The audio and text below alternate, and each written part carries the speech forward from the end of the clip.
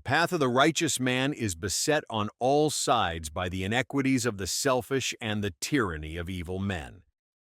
Pulp Fiction wasn't just a crime movie that changed cinema forever. It was a chaotic miracle of filmmaking held together by duct tape, desperation, and Quentin Tarantino's obsessive vision. A production where John Travolta's career resurrection nearly didn't happen, where Samuel L. Jackson's iconic speech was almost cut, and where a suitcase's mysterious contents sparked 30 years of debate. Behind the slick suits and razor-sharp dialogue lay a production plagued by budget constraints, casting disasters, and real-world violence that mirrored the screen. Studio executives panicked over a non-linear narrative. Actors walked off sets, and Tarantino himself nearly lost control of his own masterpiece. Today, I'm revealing 20 weird facts about Pulp Fiction that'll make you see this cultural phenomenon in an entirely different light. Plus, there's a bonus fact at the end that even die-hard Tarantino fanatics probably don't know. Let's dive into the beautiful chaos that created cinematic history. Fact number 1. John Travolta's career was so dead, his agent refused to submit him. When Quentin Tarantino wanted John Travolta for Vincent Vega, Hollywood had written off the former Saturday Night Fever star completely. Travolta's career had flatlined after a string of box office disasters throughout the late 80s and early 90s. His own talent agent at CAA initially refused to even submit him for the role, believing it would be a waste of time. Travolta had to personally call Tarantino and practically beg for an audition. The actor later revealed he was so desperate for a comeback that he would have worked for scale. What audiences didn't know was that Travolta's performance wasn't just acting, it was a man fighting for his professional life, channeling real desperation into Vincent Vega's vulnerable hitman persona. Fact number 2. Samuel L. Jackson's Ezekiel speech wasn't in the original script. The most quoted monologue in cinema history almost never happened. Jackson's intimidating biblical speech was a last-minute addition that Tarantino scribbled on napkins during pre-production. The original script had Jules delivering a much shorter, less memorable threat before executing his victims. Jackson himself suggested expanding the passage, drawing from his childhood experience in church. But here's the twisted part. The speech Jules delivers isn't actually from Ezekiel. It's a bastardized version mixing real biblical text with lines from the 1976 film The Bodyguard starring Sonny Chiba. Tarantino deliberately created fake scripture that sounded authentic, and audiences bought it completely. The speech became so iconic that many people still believe it's genuine biblical text. Fact number 3. The briefcase contents were never decided and caused massive on-set arguments. The glowing briefcase that drives the entire plot. Tarantino never determined what was inside it, and this creative ambiguity nearly destroyed the production. Different crew members had wildly different theories. Marcellus Wallace's soul, diamonds from Reservoir Dogs, or even nuclear material. The prop department created multiple versions with different contents for close-ups, leading to continuity nightmares. Samuel L. Jackson and John Travolta would argue between takes about what their characters were supposedly transporting. The mysterious glow was achieved using orange light bulbs and gold-painted foam, but the lighting department had to constantly adjust it, because nobody could agree on how bright their MacGuffin should be. Tarantino's refusal to define the contents created such confusion that the script supervisor threatened to quit mid-production. Fact number 4.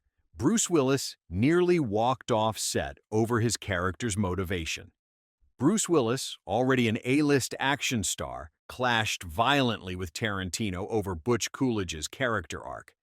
Willis couldn't understand why his boxer would risk everything to retrieve his father's gold watch, calling the motivation weak and unbelievable during heated production meetings.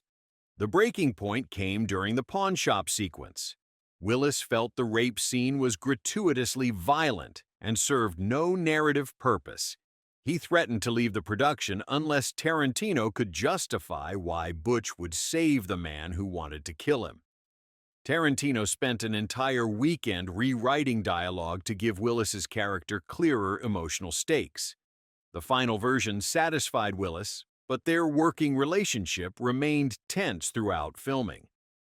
Fact number 5. The adrenaline shot scene required real medical equipment and nearly killed Uma Thurman. The infamous cardiac injection scene pushed practical effects to dangerous limits. Production hired real paramedics as consultants and used actual medical equipment to achieve authenticity. Uma Thurman lay motionless for minutes at a time while John Travolta held a genuine syringe inches from her chest. The needle was real, the syringe was real, and the adrenaline was replaced with harmless saline solution. But during one take, Thurman remained still too long and actually passed out from holding her breath. Travolta, thinking she was still acting, continued the scene until a panicked assistant director called cut. Thurman required oxygen and medical attention. She later said the experience was more terrifying than any stunt she'd ever performed. But the authentic fear in her performance elevated the scene to legendary status. Fact number 6. Ving Rhames refused to rehearse the assault scene. Ving Rhames's portrayal of Marcellus Wallace carried real emotional weight because the actor refused to practice the film's most disturbing sequence. When the production reached the pawn shop basement scenes, Rhames told Tarantino he wouldn't rehearse being assaulted, even in a controlled environment. This created logistical nightmares for the cinematography team. They had to block and light the scene without their lead actor present. Rhames would only perform the sequence during actual takes, bringing raw, unrehearsed vulnerability to his performance. His genuine discomfort and rage weren't acted. They were real emotional responses to an improvised situation. The power of his performance stems from authentic psychological distress that couldn't be replicated through traditional preparation methods. Fact number 7. Tim Roth broke character and started laughing during his death scene. Tim Roth's convincing portrayal of wounded robber Honey Bunny's partner almost ended in disaster when he broke character during his crucial dying moments. The restaurant sequence required Roth to lie bleeding on the floor while delivering critical dialogue, but he kept bursting into laughter because Samuel L. Jackson was making faces at him between takes. Tarantino became increasingly frustrated as take after take was ruined by Roth's inappropriate giggles. The solution was isolating Roth from the other actors' eye lines and shooting his coverage separately. The final edit creates seamless dramatic tension, but the actual filming was punctuated by periods where Roth couldn't stop laughing at the absurdity of his situation. His eventual serious takes came from exhaustion rather than dramatic preparation. Fact number 8. The dance scene between Travolta and Thurman was completely improvised. The iconic Jackrabbit Slims dance contest wasn't choreographed. Tarantino simply put Chuck Berry's music on the sound system and told his actors to move naturally. What audiences see is genuine improvisation between two performers rediscovering their rhythm. Travolta drew from his disco background, while Thurman invented moves on the spot. The sexual tension isn't performance, it's real chemistry developing between actors who barely knew each other. They shot the sequence in one continuous take after just 15 minutes of practice. The camera work appears planned, but cinematographer Andrei Sekula was following their movement patterns in real time, creating cinematic magic through spontaneous collaboration. Fact number 9. Christopher Walken's Gold Watch speech was written. Specifically for his speech pattern, Tarantino crafted Captain Coons' dialogue to match Christopher Walken's distinctive speaking rhythms. Every pause, emphasis, and bizarre inflection was scripted to exploit Walken's unique delivery style. The monologue reads awkwardly on paper but becomes mesmerizing when filtered through Walken's idiosyncratic performance. Walken later revealed that Tarantino visited him personally to deliver the script pages, reading the speech aloud in Walken's voice during the pitch meeting. This wasn't just writing, it was composition specifically arranged for one performer's instrument. The uncomfortable pauses and strange emphasis patterns weren't Walken improvising. They were precisely notated by a director who understood how to weaponize an actor's distinctive qualities. Fact number 10. The entire film was shot in 94 days with an $8 million budget. Here's where things get absolutely insane. Go ahead and like and subscribe because this production timeline will blow your mind. Tarantino shot this masterpiece in just over 3 months, with less money than most Hollywood films spend on catering. Every location was borrowed or rented cheaply. The Jackrabbit Slim's restaurant was built in a warehouse. Butch's apartment was Tarantino's actual living space. The crew worked 18-hour days, surviving on coffee and pizza while creating cinematic history. Compare this to modern blockbusters that spend $200 million and take 2 years to complete, and you'll realize Pulp Fiction represents pure filmmaking efficiency. This wasn't just independent cinema, it was guerrilla warfare against Hollywood's bloated system. Fact number 11. Harvey Keitel's Mr. Wolf character was based on a real person. Winston the Wolf. Wolf wasn't fictional. Tarantino modeled the character on an actual cleaner he'd heard about through criminal contacts during his video store days.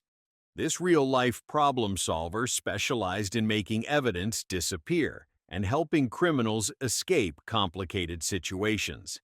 Keitel researched the role by meeting with actual forensic cleanup specialists and former law enforcement officers who'd investigated similar crimes.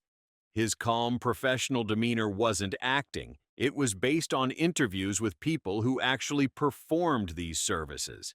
The character's efficiency and lack of emotion reflected genuine criminal psychology rather than Hollywood fantasy. Keitel brought authenticity to a role that was already rooted in disturbing reality. Fact number 12. The Royale with Cheese conversation. Nearly got cut from the film. The McDonald's discussion that opens the film was considered filler by studio executives who wanted more action sequences. Miramax executives argued that audiences wouldn't care about European fast food terminology and pushed Tarantino to trim the dialogue. The scene survived because test audiences found it more engaging than traditional exposition. What seemed like throwaway banter actually established character relationships and Tarantino's unique voice more effectively than conventional screenwriting techniques. The conversation proved that audiences would sit through seemingly mundane dialogue if it revealed character and contained authentic humor. It became a masterclass in how ordinary topics could become compelling through skilled writing and performance. Fact number 13. Amanda Plummer's Honey Bunny performance was fueled by actual terror. Amanda Plummer's manic energy as the female robber came from genuine anxiety about performing in her first major studio film. She was relatively unknown compared to her co-stars and felt intimidated by the ensemble cast's experience and reputation. Her nervous, unpredictable behavior wasn't entirely scripted. Plummer channeled real anxiety into her character's volatility, creating a performance that felt authentically dangerous. She admitted to feeling physically sick before most of her scenes, but this nausea translated into compelling nervous energy on screen. Her fear of disappointing Tarantino and the other actors became the foundation for Honey Bunny's desperate, unstable persona. Fact 14. The film's nonlinear structure was a post-production decision.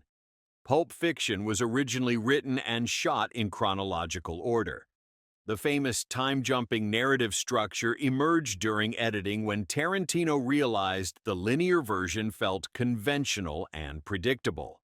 He literally cut the film apart and rearranged sequences to create maximum dramatic impact.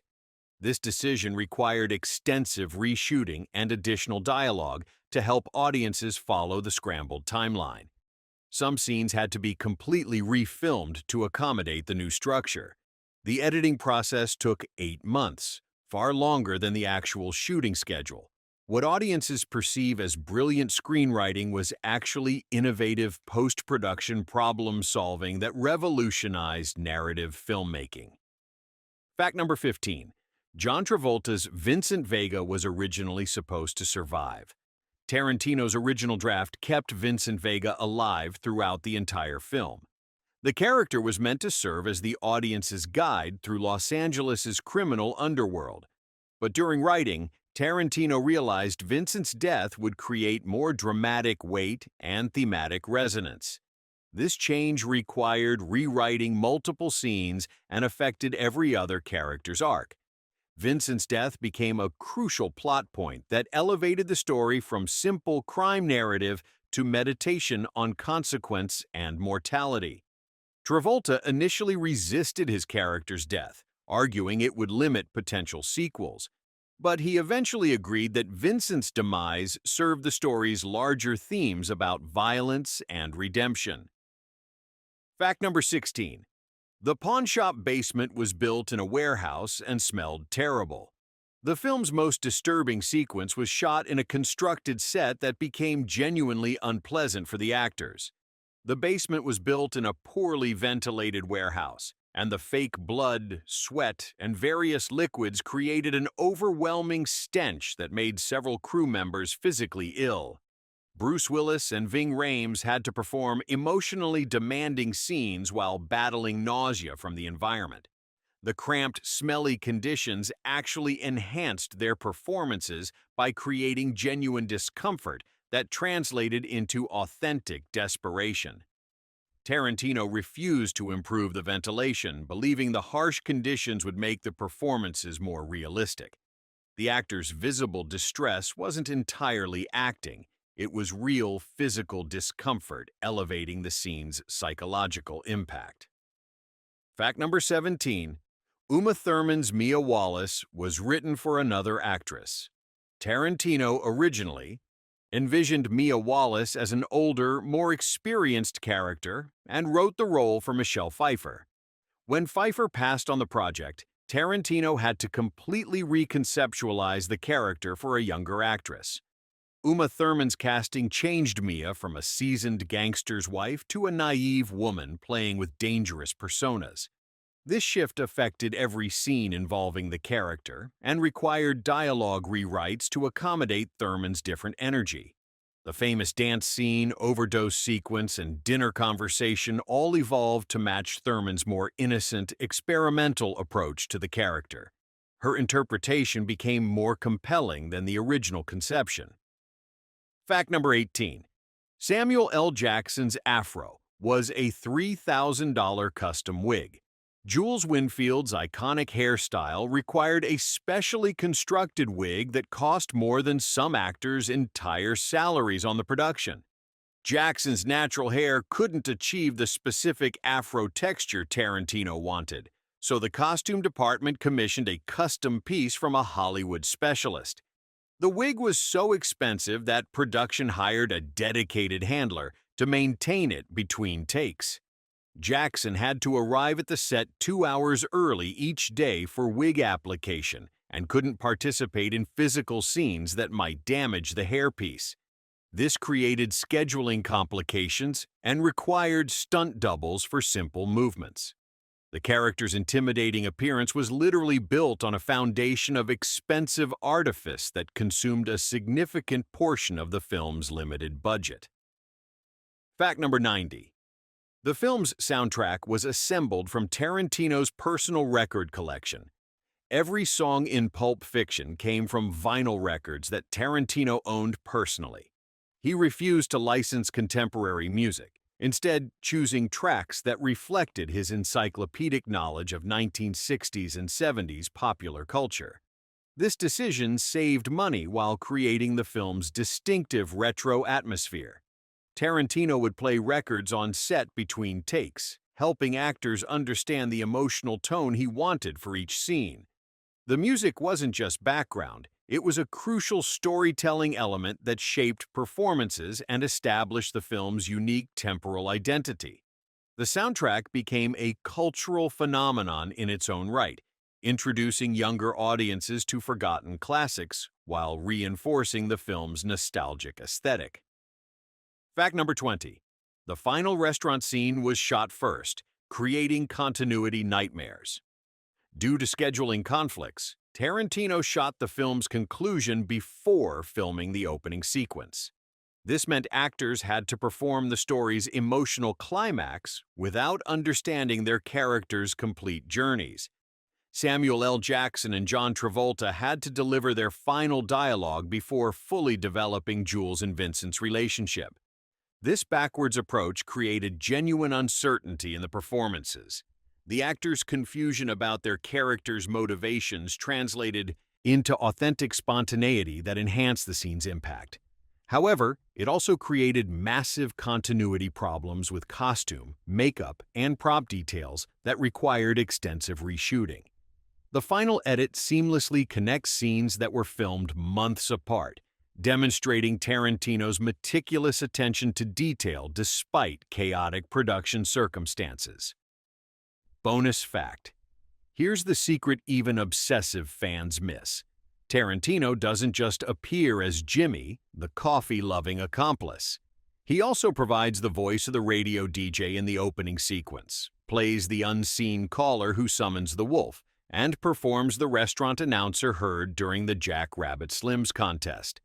These multiple appearances weren't credited, and Tarantino deliberately disguised his voice for the audio-only roles. He wanted to be present throughout his creation while remaining largely invisible to audiences. This obsessive control reflected his total ownership of the film's creative vision. He wasn't just directing the story, he was inhabiting every aspect of its world. Pulp Fiction didn't just change cinema, it proved that authentic creativity could triumph over corporate formulas. 3 decades later, its influence continues rippling through popular culture, inspiring countless imitators, but remaining utterly unique. The chaos behind its creation mirrors the beautiful violence on screen. Dangerous, unpredictable, and absolutely essential. What other classic films hide secrets that would shock you? Let me know in the comments below. And remember, the truth is always stranger than fiction, especially when that fiction is already pretty damn strange.